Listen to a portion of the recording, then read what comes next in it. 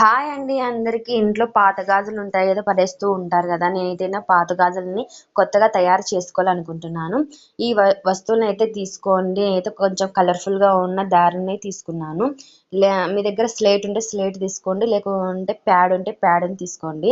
నేనైతే ఇట్లా 15 లేదా 20 పొరలను చుట్టుకొని బాగా ఆ చిక్కు పడుకోకుండా కట్ చేసుకోండి. బాగా కట్ చేసుకున్న తర్వాత పాత గాజును తీసుకొని దాన్ని ఫెవికాల్ వేసుకొని బాగా అతికించుకోండి. స్టార్టింగ్లో బాగా అతికించుకోండి. అతికించుకున్న తర్వాత మనకైతే గ్యాప్ లేకోకుండా చూసుకోండి. చిక్కు పడుకోకుండా బాగా చుట్టుకోండి. చుట్టుకున్న తర్వాత అయితే మంచిగా కలర్ఫుల్గా ఉన్న గాజులు అయితే మనకైతే రెడీ అవుతాయి అన్నమాట. ఇలా అవి తీసుకొని నేనైతే బ్లౌజ్కి వేసుకుంటాం కదా, లేస్ని అయితే తీసుకున్నాను. ఆ లేస్ని తీసుకొని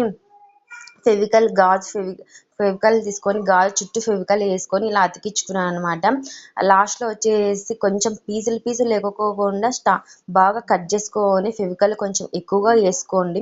వేసుకుంటే బాగా అతుక్కుంటుంది అనమాట. ఇట్లా అతికించుకున్న తర్వాత మనకైతే 5 లేదా 10 మినిట్స్ ఆరబెట్టేసేయండి. నాకైతే మంచి గాజులుగా తయారైనాయి.